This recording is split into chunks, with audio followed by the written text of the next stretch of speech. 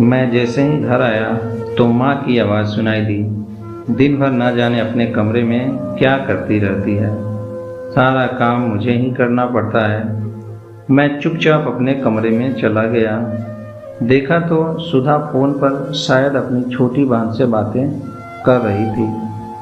मुझे देखते ही उसने फ़ोन रख दिया और मेरे लिए पानी ले आई। कई दिनों से मैं देख रहा था कि घर के लोग अक्सर ये कहते रहते कि तुम्हारी पत्नी दिन भर तो घर में ही रहती है, करती ही क्या है। सुनते सुनते मैंने भी अपनी पत्नी सुधा को बोला, तुम दिन भर करती क्या हो? जब देखो तब कभी सर में दर्द तो कभी कमर में दर्द होता रहता है। वह कुछ न बोली और बच्चे को गोद में लेकर उसे सुलाने लगी। शायद मेरे जोर से बोलने की वजह से मेरा 1 साल का बेटा उठ गया था। धीरे धीरे मेरी पत्नी के साथ अक्सर मेरी बहस होने लगी।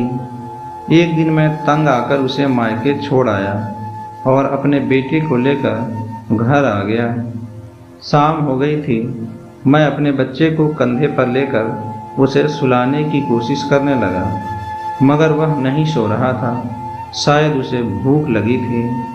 मैंने उसे कंधे पर लिए ही किचन में गया और दूध गर्म करने लगा।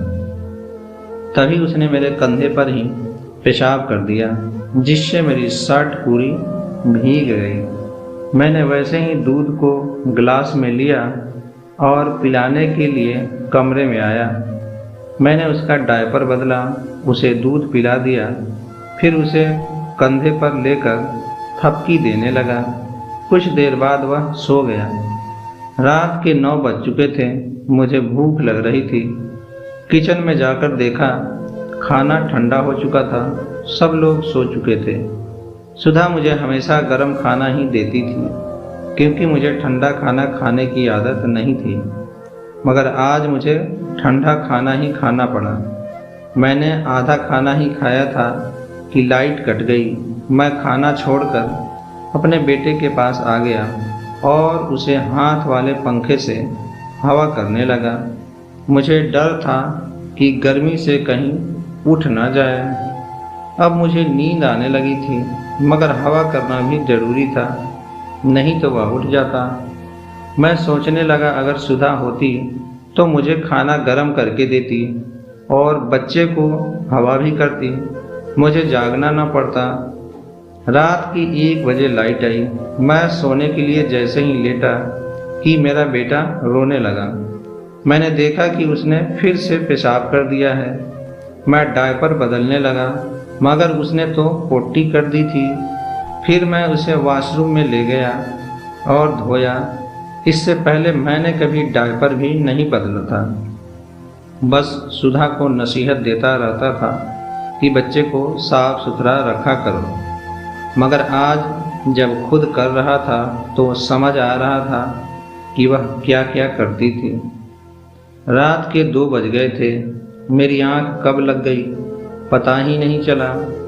जब अपने बच्चे के रोने की आवाज़ से मेरी आंख खुली तो मैं हड़बड़ा कर उठा। देखा वह रो रहा था। शायद वह बहुत देर से रो रहा था। जिन लोगों की बातें सुन सुनकर मैं अपनी पत्नी से बहस कर उसे मायके छोड़ दिया था, उनमें से किसी ने एक बार भी आकर नहीं देखा और ना ही किसी ने अभी तक एक चाय के लिए भी पूछा। 11 बज गए थे। रात में ठीक से न सो पाने की वजह से मन अजीब सा हो गया था। मैं उस दिन ऑफिस भी नहीं गया। मैं बहुत परेशान हो गया था। मगर किसे कहता, मैं जरा भी परेशान हो जाता तो सुधा मेरा दिल बहलाती और मेरी हर ज़रूरत का ख्याल रखती। मैं एक ही दिन में इतना परेशान हो गया कि अब मुझे अपने आप पर ही गुस्सा आने लगा। जो मेरा हरदम ख्याल रखती थी, मैंने उसकी ही बात न मानी और घर वालों की बात मानकर अपनी पत्नी को ही दूर कर दिया। मैंने अपनी गाड़ी निकाली और बच्चे को लेकर सुधा के मायके पहुंच गया और हाथ जोड़कर उससे माफ़ी मांगी। मगर मेरी सुधा कितनी अच्छी है। उसने मेरे एक ही बात पर मेरे साथ आने को तैयार हो गई। दोस्तों, आपका इस कहानी के बारे में क्या विचार है हमें कमेंट बॉक्स में ज़रूर बताएं। अगर आपको ये कहानी पसंद आई है तो इसे लाइक करें और ऐसे ही और वीडियोज़ के लिए हमारे चैनल को सब्सक्राइब करें। मिलते हैं अगली वीडियो में, तब तक के लिए बहुत बहुत धन्यवाद।